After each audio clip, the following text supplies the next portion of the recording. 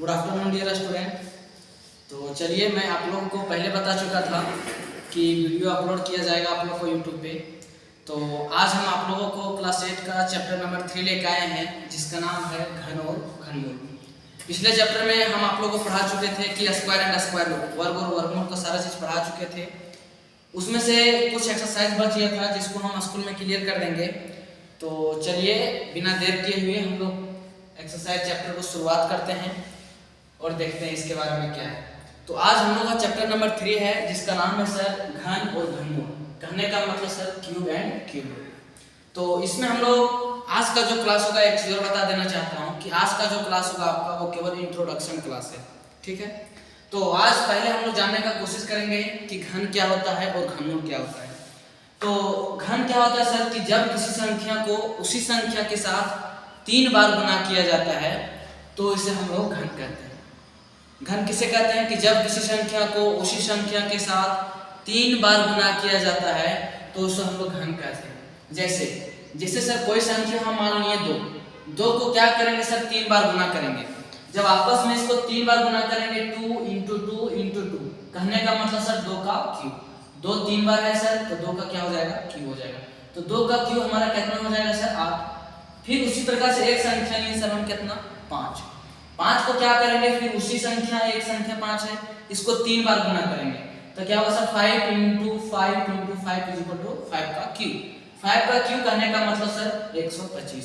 जब 5 को 3 बार गुना करेंगे तो हमारा कितना आएगा 125। तो ये हमारा कहलाता है घन। उसके बाद दूसरा हमारा आता है कि घनमूल क्या होता है।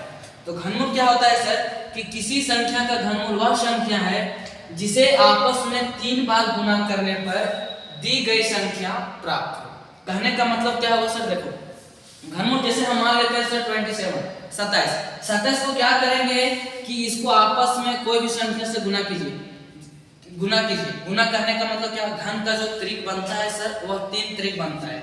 जैसे हम कोई संख्या ले लिए 27 को क्या करेंगे सर कि वह संख्या जिसे आपस में 3 बार गुना करने पर, तो इसको क्या करेंगे सर 3 बार गुना करेंगे।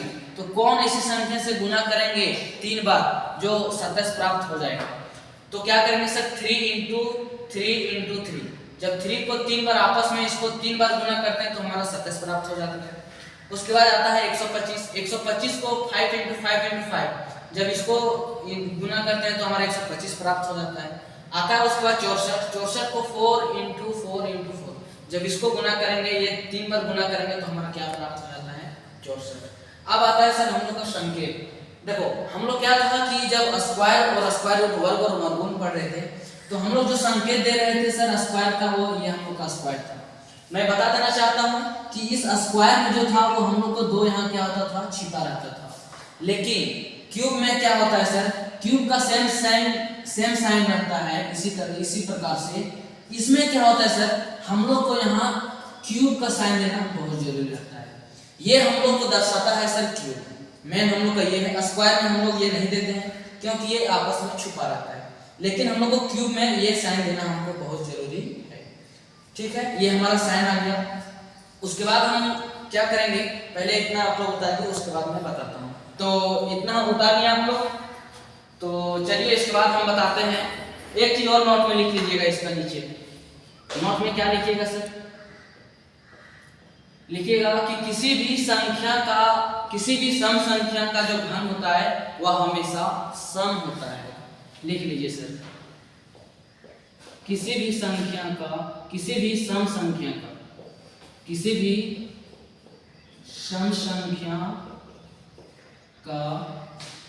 घन हमेशा सम होता है।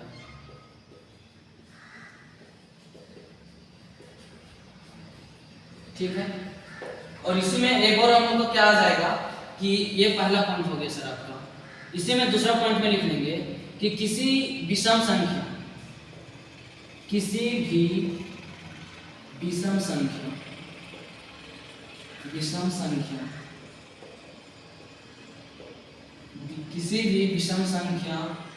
का घन विषम होता है।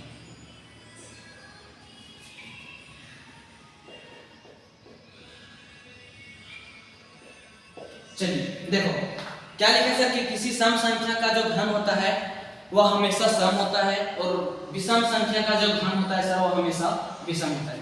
जैसे एग्जांपल के अभी तौर पर हम ले लेते हैं, चलो इसको मिटा देते हैं सर, जो नहीं लिख पाए होंगे और वीडियो को स्टॉप करके इसको लिख लेंगे।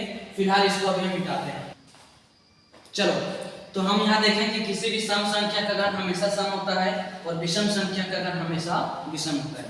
जैसे सर हम लेते हैं सम संख्या विषम संख्या।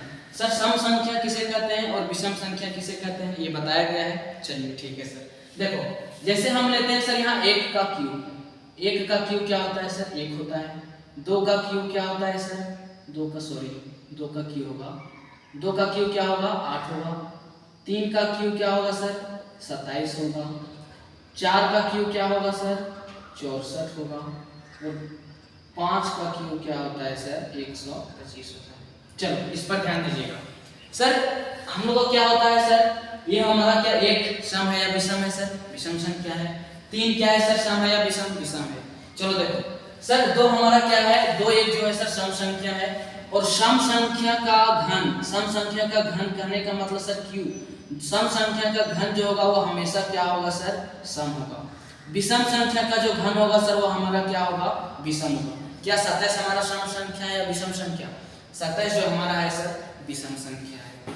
देखो सम संख्या विषम संख्या क्या होता है एक बार नोट कर लीजिएगा कि वैसी संख्या जो 2 से पूरी विभाजित हो जाए वो हमारा सम संख्या कहलाता है। विषम संख्या क्या होता है सर कि वैसी संख्या जो 2 से पूरी विभाजित ना हो उसे हम लोग क्या बोलेंगे विषम संख्या बोलेंगे। तो क्या देखिए तो क्या 27 हमारा 2 से पूरी विभाजित हो रहा है? नहीं हो रहा है सर, तो ये हमारा क्या कहला जाएगा विषम कहला जाएगा सर। 4 का क्यूब 4 हमारा सर सम संख्या है सर, इसका क्यूब करेंगे तो आता है सर 64। 64 क्या देखें तो क्या 2 से हमारा ये पूरी विभाजित होता है? तो बोलेंगे सर हाँ 64 जो है वह हमारा 2 से पूरी विभाजित हो जाता है। कहने का मतलब सर ये हमारा क्या होगा कि सम संख्या का जो घन होगा वो हमेशा क्या होगा सम होगा। ये आप लोग का एक्सरसाइज के क्वेश्चन में दिया होगा, उसमें आप लोग देखिएगा। तो देखिए जैसे हम लोग फिर नेक्स्ट लेते हैं 5 का क्यूब। 5 का क्यूब क्या हो जाता है सर 125 हो जाता है। तो 5 का क्यूब 125 का ये हमारा 2 से पूरी विभाजित हो रहा है सर, ये हमारा 2 से पूरी विभाजित नहीं हो रहा है, मतलब सर ये हमारा क्या होगा विषम घन होगा। सर जैसे एग्जांपल के रूप में ले लेते हैं सर हम इधर, जैसे हम ले ली सर 1000, क्या लेनी है 1000। बोलेगा सर क्या 1000 हमारा सम घन है, ये जो संख्या है वह विषम घन है या सम घन है? तो इसको हम लोग चेक कैसे करेंगे सर? तो चेक करने का एक सीधी शॉर्ट ट्रिक है। ट्रिक क्या है सर? ट्रिक कुछ नहीं है, ऐसे कुछ बोलता है लेकिन इसमें ट्रिक नहीं है, इसमें कॉन्सेप्ट वाला चीज है। इसमें को क्या करेंगे सर कि पहले हम 2 से भाग देंगे। यदि हम 2 से भाग देंगे, यदि हम 2 से भाग देंगे तो क्या देखिए तो ये हमारा पूरी विभाजित हो रहा है क्या? यदि सर देखो क्या 2 बचे 10, यहाँ यदि हम 2 जीरो लगा देंगे तो यहाँ भी 2 जीरो आ जाएगा। नीचे क्या होगा सर जब ये माइनस होगा तो क्या बच जाएगा हमारा लड्डू, है ना। चलो तो ये हमारा क्या होगा सर 2 से पूरी विभाजित हो गया, मतलब सर हमारा ये क्या बोलेंगे सर ये हमारा समघन है, तो हमारा ये हो जाएगा। जैसे सर हम पहले हमारा पहला क्वेश्चन, दूसरा क्वेश्चन में ले लेते हैं सर, क्या ले लेते हैं 1275 ले लिया। अब 1275 को यदि देखो 2 से हम यदि भाग देते हैं तो क्या ये हमारा पूरी विभाजित होगा? नहीं होगा। क्यों? क्योंकि सर आप लोग पिछले क्लास में विभाज्यता का नियम पढ़े होंगे, डिविजिबिलिटी रूल आप लोग पढ़े होंगे, 2 से विभाज्यता का नियम। यदि कोई भी संख्या के अंत में 0, 2, 4, 6, 8 रहे तो वह हमारा क्या होता है सर 2 से विभाजित है। यदि इसके अलावा कोई दूसरा संख्या रहे तो हमारा 2 से विभाजित नहीं है। ये आप लोग पिछले क्लास में पढ़ चुके हैं, इसको बताने की जरूरत नहीं। तो इससे हम लोग सर स्पष्ट पता कर सकते हैं कि लास्ट में देखेंगे कि यदि कोई संख्या 0, 2, 4, 6, 8 है तो हमारा 2 से विभाजित होगा, वरना नहीं होगा। तो लास्ट में हमारा संख्या कितना है सर 5 है, जो कि 2 से विभाजित नहीं होगा। जैसे सर एक एग्जांपल हम और ले लेते हैं, एक एग्जांपल ले लेते हैं, क्या ले लेते हैं 1874। अब इसमें बताइए सर क्या ये हमारा जो दिया गया है सर क्या ये हमारा समघन है या विषम घन है? तो क्या करेंगे सर कि इसको चेक करने के लिए केवल और केवल हमको लास्ट का संख्या देखेंगे। यदि लास्ट का संख्या 0, 2, 4, 6, 8 है तो हमारा सर क्या होगा ये 2 से विभाजित है, वरना हमारा क्या है सर ये 2 से विभाजित नहीं है। तो तो लास्ट का संख्या देखेंगे सर कितना हमारा 4 है, 4 है सर। तो मतलब सर क्या होगा सर, ये हमारा 2 से विभाज्य होगा।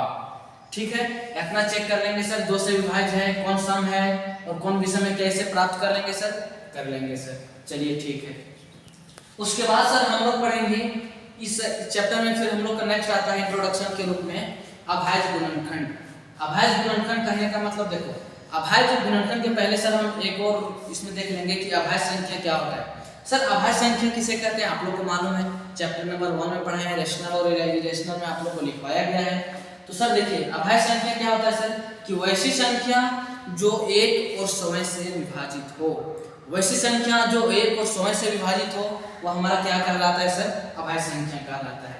तो अभाज्य संख्या कहलाता है। चलिए ठीक है सर, अब इसको हम लोग सर अभाज्य गुणनखंड के रूप में व्यक्त करेंगे। अभाज्य गुणनखंड के रूप में किस प्रकार से बनाएंगे, चलिए हम लोग ध्यान देते हैं। सर पहले हम ले लेते हैं 1000 को, इसको ले लेते हैं 1000 को लेते हैं, इसको अभाज्य गुणनखंड के रूप में व्यक्त करना है सर। तो बताया गया था पहले अभी आप लोग को अभाज्य गुणनखंड के रूप में। तो क्या करेंगे सर, पहले 1000 लिखेंगे सर और इसको क्या करेंगे सर, अभाज्य गुणनखंड करेंगे। अभाज्य गुणनखंड करेंगे सर, देखो पहले क्या सर, ये देखिए तो पूरा पूरी 2 से विभाजित हो रहा है, केवल अभाज्य संख्या से विभाजित करना है सर। हाँ सर, क्या देखो, क्या ये 2 से देखो पूरा पूरी विभाजित हो रहा है, हाँ सर हो रहा है। कितना बार, 500 बार में जा रहा है सर। फिर 2 से डिवाइड करेंगे सर, इसको कितना बार में जाएगा सर, 250 के में जाएगा। फिर इसको 2 से करेंगे कितना जाएगा, 125 जाएगा सर। क्या फिर ये देखो तो 2 से विभाजित होगा, 2 से विभाजित नहीं होगा। क्या 3 से होगा सर, 3 से होगा, क्या देखो तो 3 से भी नहीं होगा सर। क्या 4 से होगा, 4 से भी नहीं होगा। कितना से जाएगा सर, 5 से जाएगा। तो 5 के रूप में लिखेंगे सर। 5 2 जा 10 और क्या यहाँ 2 आ गया, 5 5 जा 25। फिर 5 से जाएंगे सर, कितना बचेगा, 5 आएगा। फिर 5 बन जाएगा। मतलब सर ये हमारा क्या कहलाता है, अभाज्य गुणनखंड, अभाज्य गुणनखंड कहलाएगा। तो चलिए देखिए इस प्रकार से हम क्या निकालते हैं सर, अभाज्य गुणनखंड निकालते हैं। बाकी नेक्स्ट वीडियो में आप लोगों का सर एक्सरसाइज वाला सारा क्वेश्चन बताया जाएगा। ये केवल आप लोग का इंट्रोडक्शन का क्लास था, ठीक है। चलिए इसको उतारना सर, इसको उतारिए।